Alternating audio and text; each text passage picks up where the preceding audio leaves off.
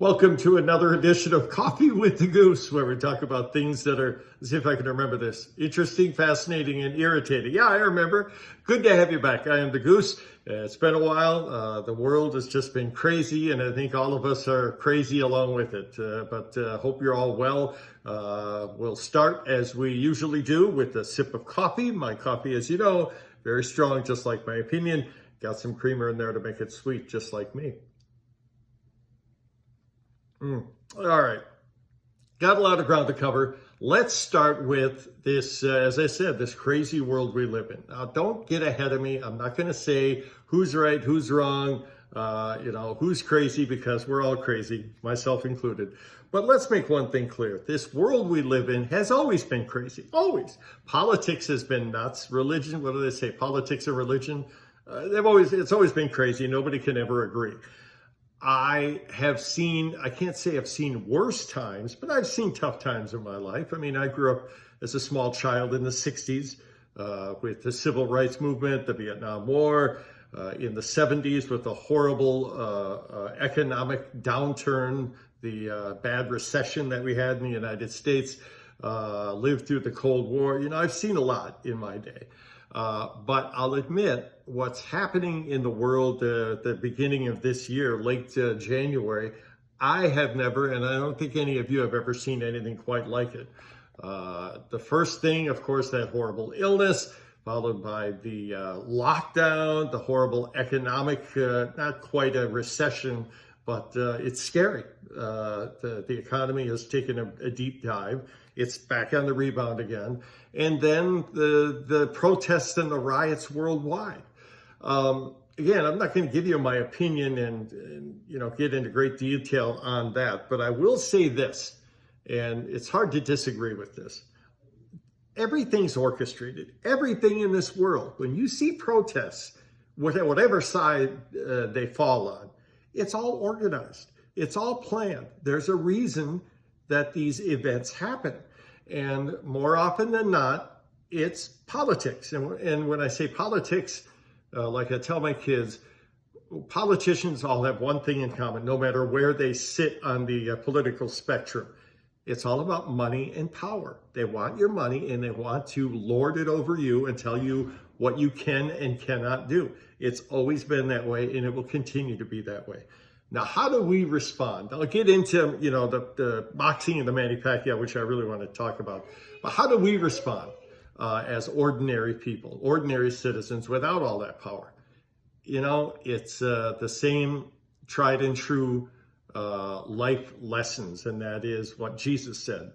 Praise God, be humble, love one another, and love your family. That's always the key to a happy life and a happy world. So that's really where we can go with that. Don't fear. And that's one other thing that's God mentioned many times in the Bible. Do not be afraid. Trust God, love one another. Okay? Now, let's move on to boxing. Everybody has been talking about Manny Pacquiao. The latest news is, he's going to fight Triple G. No, he's not. So I love letting everybody else, toot their horn and make their predictions. It's not going to happen. The latest news is from Justin Fortune, who is Manny Pacquiao's strength and conditioning coach, who we interviewed last year, you remember. Great guy. He said, look, when Freddie Roach said and mentioned that Pacquiao could, not would, but could fight Triple G, he was probably just joking. It's never going to happen. And Justin Fortune said it'll be like Triple G fighting a heavyweight. It's probably not going to happen. Now, if it did, I have to at least give you my opinion. You got opinions, ranging from, it'd be Triple G would destroy him to, Pacquiao could beat him easily. Well, neither one of those is going to happen. Triple G is a monster. He's a great, great fighter, Hall of Famer, in my opinion.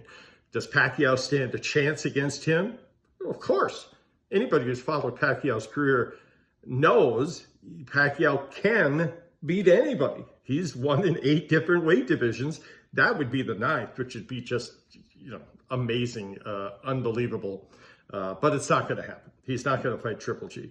He's got some great opponents right in front of him. The other title holders in the welterweight ranks. And of course, that includes Terence Crawford and Errol Spence Jr. Now, I've said this before, Errol Spence Jr. is probably not going to be his next opponent because of that car accident. I stick to my guns with this. Spence, I don't know, I'm not a doctor, but I've lived through, some horrific injuries. When you get thrown from a vehicle the way he did, you're not just going to bounce back and start trading punches with people. It ain't going to happen. He's probably, and I pray I'm wrong, Errol Spence Jr. is probably not the same guy, certainly not the same fighter who's going to be willing to absorb that kind of punishment to the head. Okay, so it's probably not going to happen. All the talk has been about Pacquiao against Terence Crawford. And those, again, are the other two title holders in the welterweight division. Now, Terence Crawford, of course, is not with PBC, the company I think Pacquiao's still with. He's with Bob Arum in Top Rank Boxing. Terence Crawford, hard to deny, he's a great fighter. He's unbeaten, and he's one of the best. He's extremely skilled. He can fight traditional or southpaw. He's the real deal. He's a handful, and he's never lost. But, and you may not like it when I say this, but he just doesn't have the resume. Not even close to Pacquiao. Well, nobody has the resume that Pacquiao does, but he doesn't even have a similar or respectable resume that Errol Spence Jr. does. He's still a great fighter. You can't take that away from him, and I respect him. And he is to be respected and maybe feared, but his resume just does not add up to what Pacquiao's is. So you can't.